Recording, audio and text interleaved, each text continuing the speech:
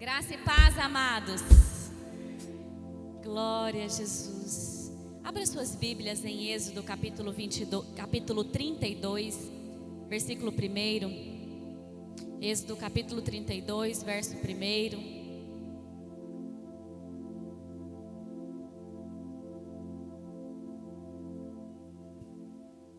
Vamos ler a palavra do Senhor para nós, que diz assim: Mas vendo o povo que Moisés tardava em descer do monte, acercou-se de Arão e disse-lhe: Levanta-te, faze-nos deuses que vão adiante de nós, porque quanto a este Moisés, o homem que nos tirou da terra do Egito, não sabemos o que lhe sucedeu.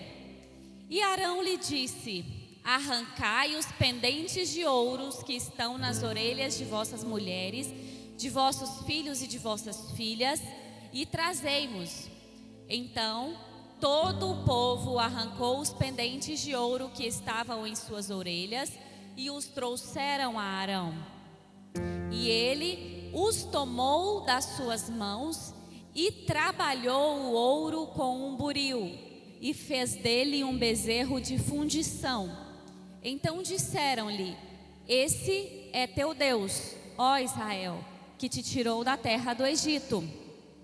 E Arão, vendo isso, edificou um altar diante dele e apregoou Arão e disse: Amanhã será a festa ao Senhor. E no dia seguinte madrugaram e ofereceram holocaustos e trouxeram ofertas pacíficas. E o povo assentou-se a comer e a beber, e depois levantou-se a folgar. Então disse o Senhor a Moisés: Vai, desce, porque o teu povo que fizeste subir do Egito se tem corrompido, e depressa se tem desviado do caminho que eu lhe tinha ordenado. Então fizeram para si um bezerro de fundição, e perante ele se inclinaram e ofereceram-lhe sacrifícios, e disseram: Este é teu Deus, ó Israel, que te tirou da terra do Egito. Disse mais o Senhor a Moisés: Tenho visto a este povo, e eis que é um povo de dura cerviz, ou um povo desobediente. Quem era Moisés? Moisés foi levantado por Deus como um guia para conduzir o povo do Egito a Canaã. Talvez a nossa maior referência de líder, de guia na Bíblia, na palavra, de quem guiou multidões por longo tempo, tenha sido Moisés, um grande líder espiritual, que a palavra nos ensina muito com a vida de Moisés. Moisés libertou o povo? Moisés libertou o povo, igreja? Moisés, ele conduziu o povo à liberdade. Moisés teve a responsabilidade de ser guiado por Deus para que o povo fosse liberto. E nesse contexto, para que o povo também conhecesse o poder de Deus, para que o povo conhecesse a glória de Deus, para que o povo conhecesse quem era Deus, através dos sinais, através dos milagres, através das maravilhas. O que fez o povo sair do Egito não foi a força ou as habilidades de Moisés, não foi a capacidade de Moisés. Moisés, ele era cheio de limitações, Moisés era gago, Moisés era um cristão que também pecava, ele tinha falhas, mas ele era um homem que disse sim para o propósito, que depois de resistir, depois de argumentar, ele disse sim e resolveu ser uma ferramenta de Deus, ser um guia de Deus para aquele povo. Então Moisés, não foi Moisés que libertou o povo, mas Deus libertou o povo através da obediência de Moisés. Quando, se você olhar cada praga, antes que cada praga acontecesse, ali naquele tempo em que o povo estava se preparando para sair do Egito, você vai ver que sempre começa com: e disse Yahvé a Moisés. E disse Yahvé a Moisés. E disse Yahvé a Moisés: vai, diga isso a Faraó. Vai, fale isso a Faraó. Vai, faça dessa forma. E Moisés, como um guia do Senhor para aquele povo, ele obedecia a Deus, ele ia até Faraó, ele dizia o que Deus mandou dizer, ele fazia o que Deus mandou fazer, e Deus manifestava o poder dele para que Faraó conhecesse quem era o Deus que estava libertando o povo, e também para que aquele povo conhecesse quem era o Deus que estava tirando eles do Egito. Então, você vai notar que diante do Mar Vermelho foi a mesma coisa. O Senhor aparece para Moisés e o Senhor diz para Moisés: Moisés, fala para o povo ir avante. Fala para o povo ir avante. Quando ele chegar diante do mar, levanta seu cajado, levanta a sua mão e o mar vai se abrir. Quando Moisés chega com aquele povo diante das águas amargas de Mara, o Senhor também dá uma instrução para Moisés de como fazer com que aquelas águas se tornassem doces. Quando aquele povo tem fome, Deus manda maná. Quando aquele povo tem vontade de comer carne, o Senhor provê a carne. Quando aquele povo tem sede, o Senhor fala com Moisés: Moisés, faça dessa forma e vai sair a água da rocha. E Moisés obedece e o Senhor faz. Então, Moisés era o guia daquele povo. Moisés era quem conduzia aquele povo do Egito passado, do Egito dores, do Egito escravidão, do Egito terreno de Faraó, do Egito lugar de miséria, para Canaã, terra da promessa, terra da provisão, terra da direção de Deus, terra que o Senhor havia apontado, terra do presente de Deus, terra da multiplicação, terra do favor de Deus. Então Moisés era esse guia do passado para o futuro. Moisés não era Deus. Um grande problema é quando nós nos relacionamos com os nossos líderes espirituais, nos relacionamos com os nossos pastores, nos relacionamos com as pessoas que são referências para nós na fé, mas não nos relacionamos com o próprio Deus. Porque quando por alguma razão esses líderes se ausentam, mesmo que seja por um curto tempo, ou se afastam, ou erram, ou falham, ou não suprem as nossas expectativas, nós murmuramos, nós reclamamos, nós esfriamos, nós desviamos, nós afastamos, porque nós nos relacionamos com a igreja, nós nos relacionamos com a noiva, mas não nos relacionamos com Deus. E os nossos líderes, os nossos pastores são como um guia para nós, mas eles não são Deus. E além dessa bondade de Deus ter nos dado líderes, ter nos dado guias, Ele é o nosso Pai. E Ele é quem de fato importa que antes de todas as coisas a gente se relacione, o conheça e saiba quem Ele é, saiba discernir a sua voz. Então, quando Moisés sobe ao monte para falar com Deus, o povo acha que ele está demorando. O povo acha que passou tempo demais. O povo acha que talvez Moisés não volte. E diante daquilo que o povo acha, o povo pede que Arão crie um bezerro, faça um bezerro, faça um Deus para que eles possam adorar. Um líder que ouve mais o povo. Quem era Arão? Arão era o irmão de Moisés, que o Senhor colocou para auxiliar Moisés, porque Moisés era gago. Então o Senhor levanta um líder para caminhar com Moisés, alguém para caminhar com Moisés. Quando Moisés sobe, Arão fica liderando aquele povo, e o povo pede um bezerro, e a Bíblia diz que Arão prontamente começa a se preparar para fazer aquele bezerro. O problema de um líder que ouve mais o povo do que a Deus é que certamente ele não irá agradar o povo e tampouco agradar a Deus. E tentando agradar o povo, certamente ele se perderá no caminho. E aí Lucas 3, 15 e 16 diz assim: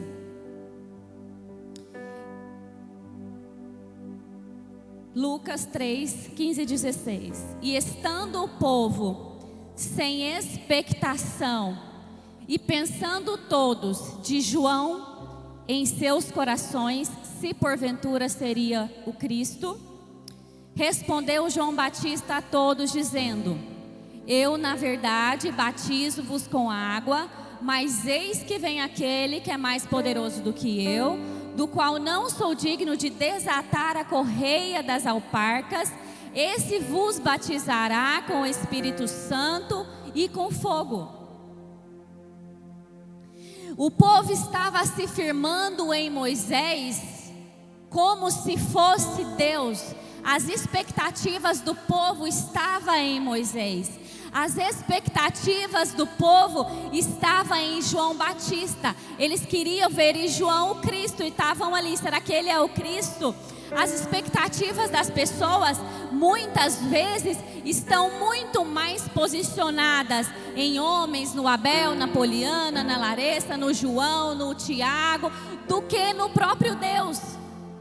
Mas João Batista veio para preparar o caminho. Moisés veio para ser um guia.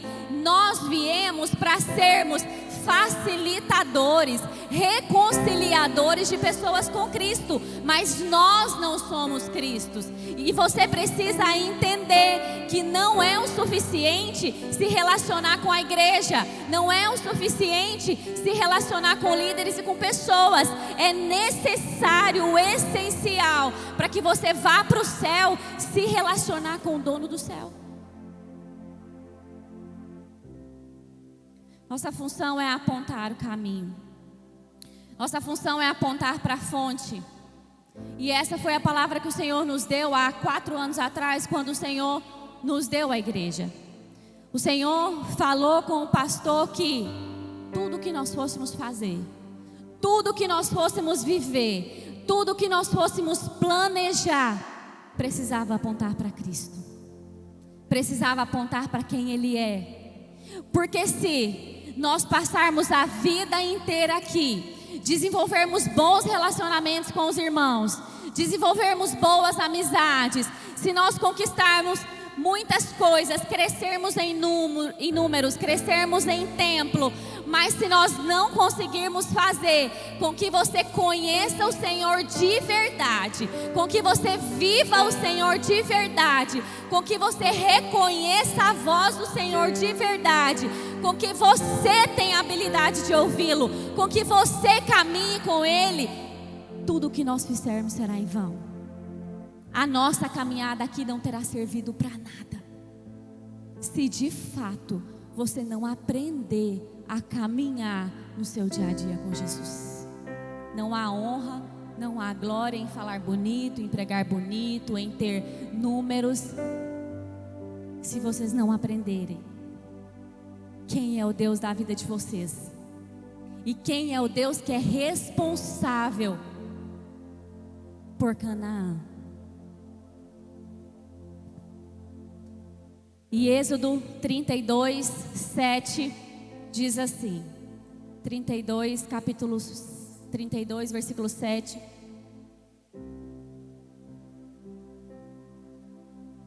Na versão King James diz assim: então Yahvé avisou Moisés. Moisés estava lá, se relacionando com o Senhor, pegando as tábuas. E Deus alerta Moisés e fala assim: Moisés, vai e desce depressa, porque o teu povo, que ajudastes a subir da terra do Egito, perverteu-se. E aí, olha o que Deus diz para Moisés, verso 8: com muita facilidade e rapidez desviaram-se. E eu quero pegar essa primeira frase que Deus falou com Moisés. Com muita facilidade e rapidez desviaram-se. Muitas pessoas, se não dizer todos aqui têm uma palavra, todos aqui têm uma promessa. Aqueles que são casados, a maioria ouviram algo da parte de Deus quando foram se casar. Que teria uma família abençoada, que teria uma família próspera, que teria uma família frutífera. Tantas pessoas aqui têm promessa na vida financeira. Tantas pessoas aqui têm promessa na vida social. Tantas pessoas aqui têm promessa na vida ministerial. Coisas que o Senhor falou que vai fazer na sua vida, lugares que o Senhor falou que vai te colocar, nações que o Senhor falou que vai te levar. Eu tenho certeza que você tem promessa.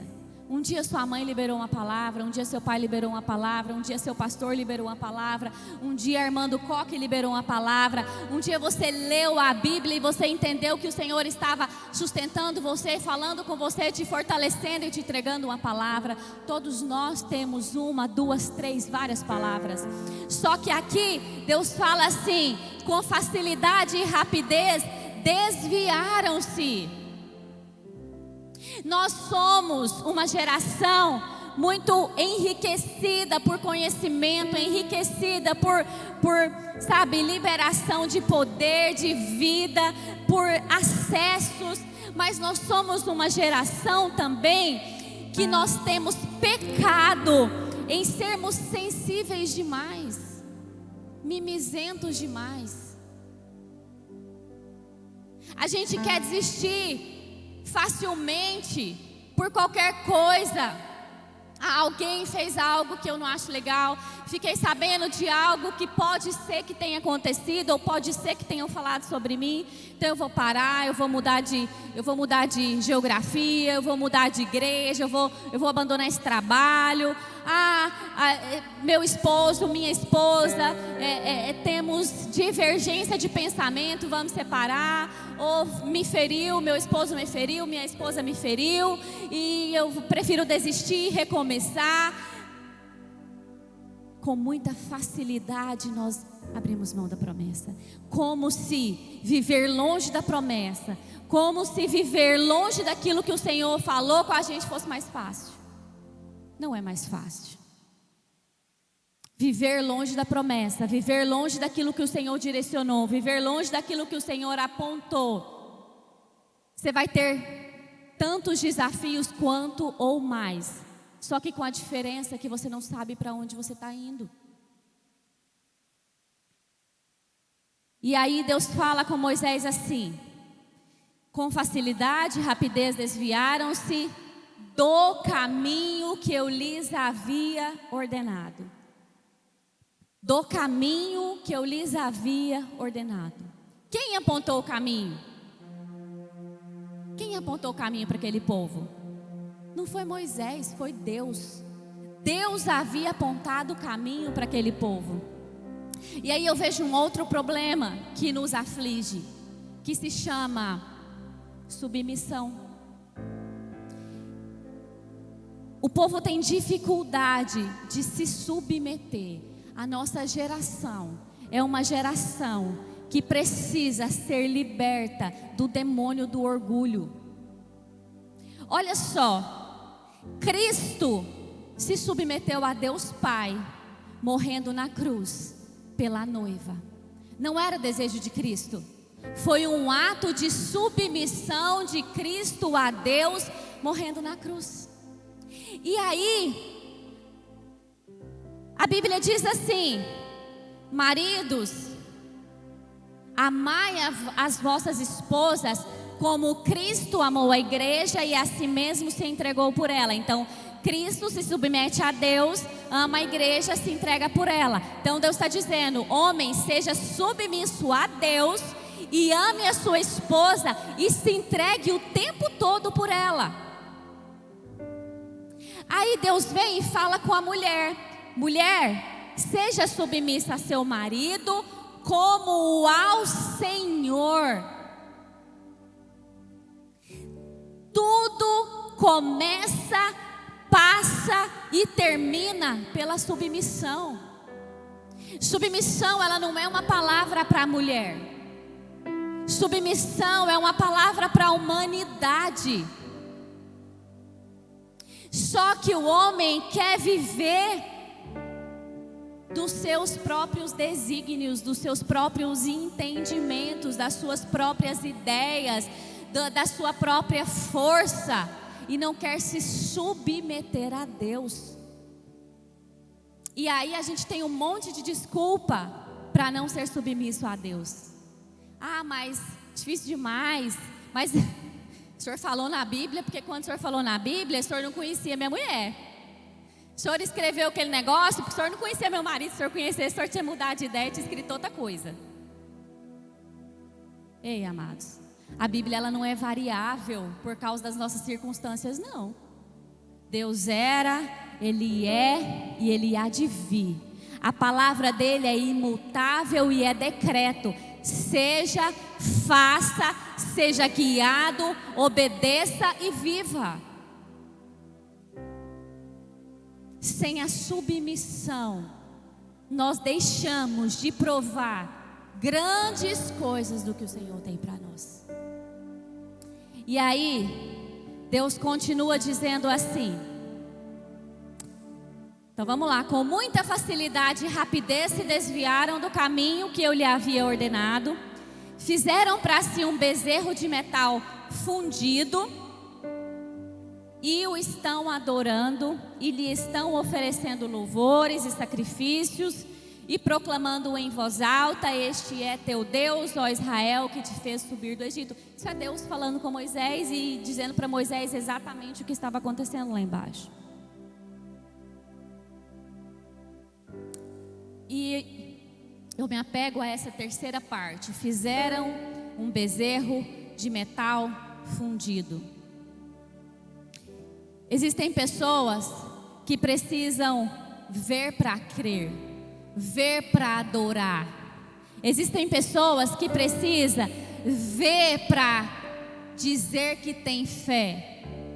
E aquele povo, como não estava vendo Moisés, e como o Deus deles não era o Deus Yahvé, o Deus invisível, eles dizem: faça algo que nós vamos ver. Mas se eu vejo, não é fé. A fé, ela é inimiga da vista, daquilo que eu vejo. Se eu vejo, não é fé, eu estou vendo. Então fé é quando eu não vejo, mas eu creio. Então eu não preciso ver Deus pessoalmente dentro do meu quarto para eu vigiar naquilo que eu estou vendo nas telas do meu celular ou do meu computador. Eu não preciso ver Deus, uma presença manifesta no meu trabalho, para eu ser reta e não fazer nada errado, não mentir, não enganar, não passar ninguém para frente ou para trás. Eu preciso crer que Ele está lá. E Ele estando lá, eu temo e tremo na presença dEle. Mas aquele povo pede que Arão faça algo que eles vão ver. Um bezerro de metal fundido. O que é um metal fundido? É um processo de colocar um metal líquido dentro de uma forma. Dentro de uma forma e da forma que você desejar. Eles pegam um metal precioso, um metal valioso, que era o ouro, derretem e colocam na forma e da forma que lhes eram agradável e chamam de seu Deus. A diferença entre o Deus do relacionamento, o Deus do céu, é que o Deus do relacionamento, o Deus do céu, Ele não se submete a você. Você não coloca Ele onde você quer colocar. O Deus do céu, o Deus do relacionamento, Ele tem uma forma que se chama Cristo. Ele te pega, Ele te submete a uma forma que se chama Cristo, e você passa a ser igual ao Filho de Deus. Esse é o Deus do relacionamento. Mas o Deus que nós fazemos para nós, o Deus que nós construímos, nós colocamos Ele onde nós queremos, do jeito que nós queremos, e nós usamos para o fim que nós queremos, como nós queremos, tipo só os domingos. Esse é o Deus que aquele povo fez para eles. Eles escolheram a forma eles colocaram aonde eles desejavam, eles criaram a imagem que eles desejavam, para eles adorar quando eles desejassem, para eles obedecer quando eles desejassem, para eles celebrar quando eles desejassem. E a minha pergunta é: qual é o seu Deus? É um Deus que você se relaciona todos os dias? É um Deus que você considera todos os dias, a cada atitude, a cada decisão, a cada tratar com seus filhos, a cada tratar com a sua esposa? Ou é um Deus que você usa quando você acha que é conveniente para você? Se for um Deus da sua conveniência, esse não é um Deus real. Esse não é um Deus que pode te salvar.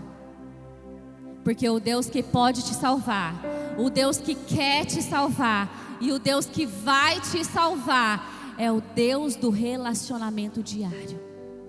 É o Deus da obediência. É o Deus que você não coloca Ele aonde você quer, mas Ele te coloca em uma forma e te faz ser parecido com Cristo aonde você coloca os seus pés. E a Bíblia nos diz em Filipenses 4, 15 ao 19.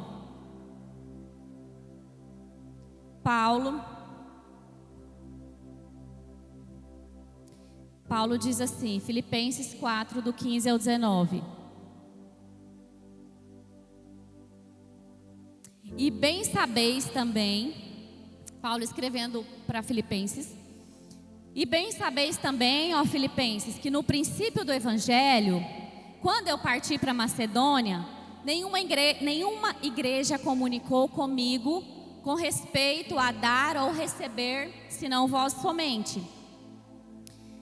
Porque também uma ou outra vez me mandastes o necessário a Tessalônica.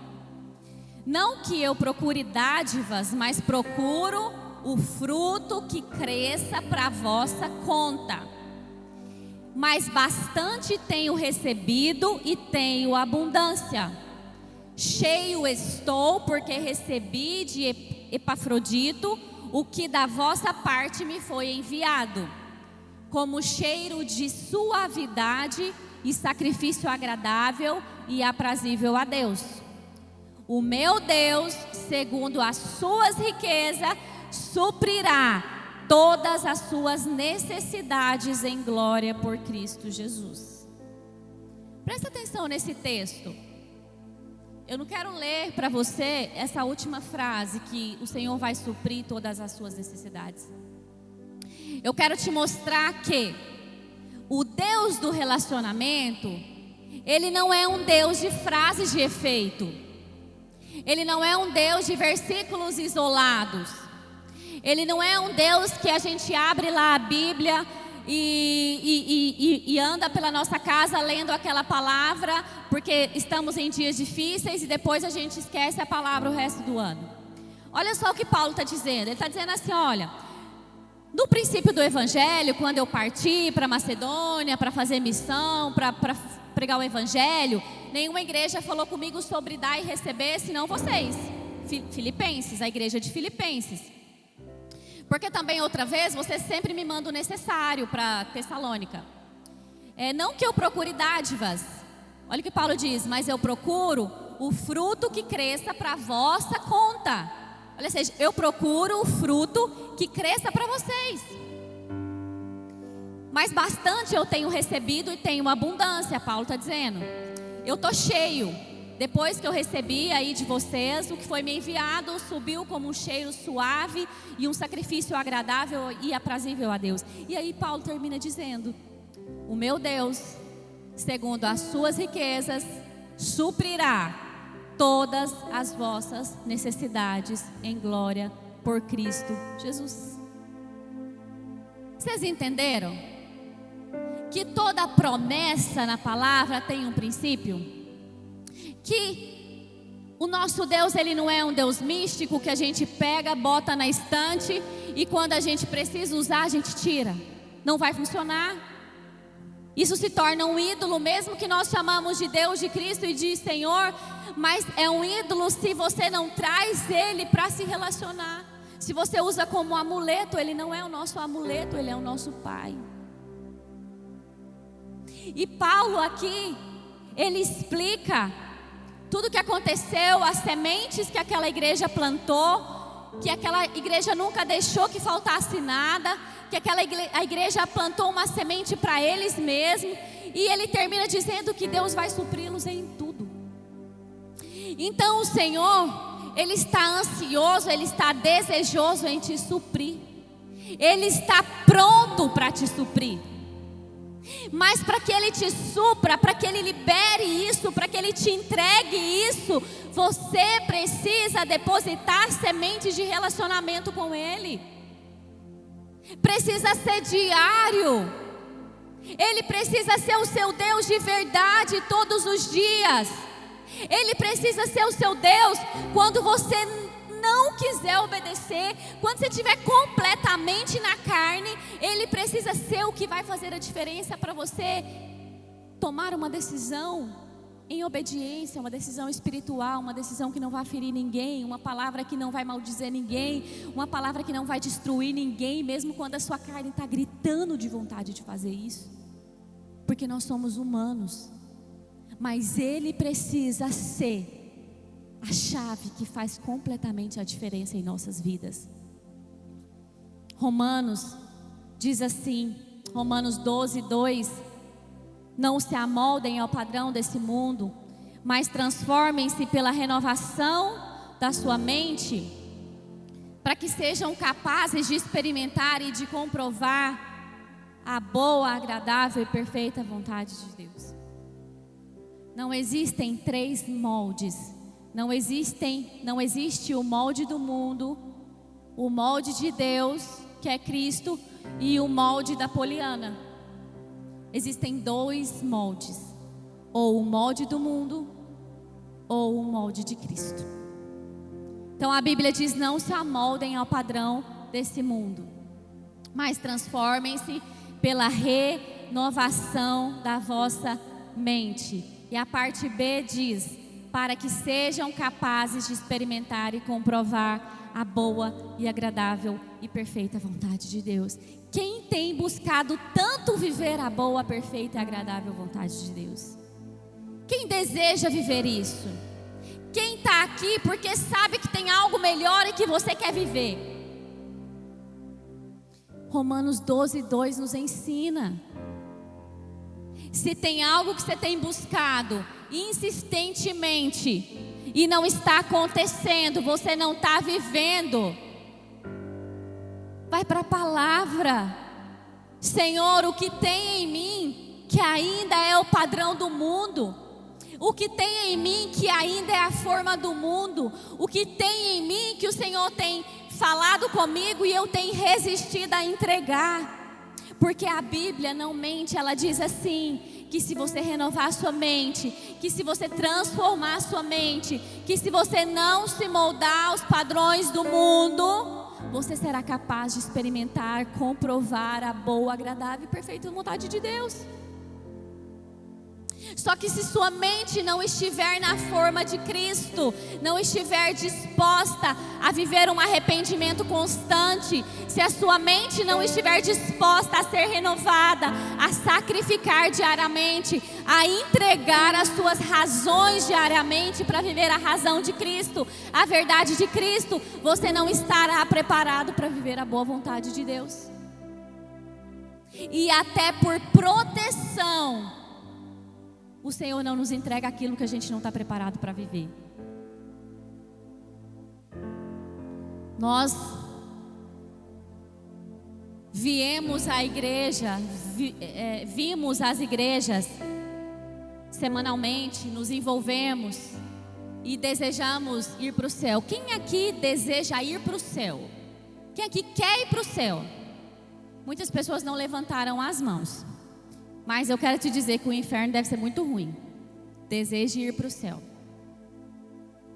Se você deseja ir para o céu, você precisa conhecer com quem você vai ser casada eternamente, que é Cristo, como noiva. Como que nós podemos desejar viver eternamente com alguém que a gente sequer conhece. E mesmo que alguém tenha uma expectativa de casar com alguém que não conhece, imagina uma jovem que veja um rapaz lá muito interessante, bonito na televisão e pensa assim: nossa, eu queria tanto casar com ele, se ele me pedisse em casamento eu casava agora, mesmo sem conhecer. Mesmo que tenha alguém que tenha esse desejo de se casar com alguém que não conhece, certamente a recíproca não seria verdadeira. Pode até acontecer de alguém querer casar com alguém que não se conhece, mas será que a outra pessoa vai querer se casar com você não te conhecendo e você não desejando conhecê-lo? Então, para nós morarmos no céu com Cristo, para nós morarmos com Jesus eternamente, nós precisamos abandonar a forma, o modelo, o jeito do mundo e nos aperfeiçoarmos à forma que é Cristo, que morreu na cruz para nos salvar. Não há outro caminho. Não há outro caminho. E sabe, é tão bom poder comprar as coisas que a gente quer, é tão bom ter sucesso profissional, é tão bom ganhar o mundo. Quem vai falar que é ruim ganhar o mundo? Não é ruim. Tem dores? Tem, mas é bom. Mas deixa eu te falar uma coisa. Do que adianta ganhar o mundo e perder a sua alma? Do que adianta ganhar o mundo inteiro e perder a sua alma? Do que adianta ter notoriedade no mundo, na sociedade, entre as pessoas, na internet? O que adianta se você perder a sua alma? Esse espaço de tempo que nós vivemos aqui, ele é muito curto. 100 anos assim, 110 anos estourando aqui que nós vamos viver. Eu acho que eu chego até 110. Saudável, animada, pregando. Mas é o limite. É muito pouco. É muito pequeno para a eternidade com Cristo. Não vale a pena ganhar o mundo. Não vale a pena ser notado, ser conhecido e reconhecido se você perder a sua alma. Coloque-se de pé. Eu gostaria de saber se tem alguém aqui que quer entregar a sua vida para Jesus hoje. Se tem alguém aqui que quer começar um relacionamento com Cristo. Se tem alguém aqui que quer render a sua vida hoje e fazer uma aliança com Ele e começar tudo de novo e reconhecer publicamente quem Ele é, reconhecer o sacrifício da cruz e quer entregar a sua vida para Cristo. Se você desejar, vem aqui na frente que nós queremos orar por você. Nós queremos orar pela sua vida. Se você desejar receber Cristo como seu Senhor. Mas se você não deseja, que o Senhor te dê uma outra oportunidade. Feche os seus olhos. Pai, em nome de Jesus eu apresento a igreja do Senhor. Deus, em nome de Jesus eu oro para que, Senhor, o entendimento de que o Senhor é Deus, que o Senhor não é um Deus que se adequa à nossa forma e à nossa forma, mas que o Senhor é um Deus que deseja nos fazer parecidos com o Senhor, nos fazer parecidos com Cristo. Senhor, que a tua igreja entenda que o Senhor é um Deus que deseja, que anseia e que não abre mão de que nós sejamos homens e mulheres submissos ao Senhor, submissos à palavra, submissos à cruz, submissos à verdade. Pai, em nome de Jesus, que a tua igreja entenda e que mesmo sendo difícil, mesmo que seja algo, Senhor Jesus, que nos faça sangrar, mas que o Senhor gere em nós corações obedientes, corações dispostos a nos submeter à direção, a nos submeter à palavra e a nos submetermos, Senhor Jesus, à tua verdade e à tua vontade. Em nome de Jesus nós oramos. Em nome de Jesus.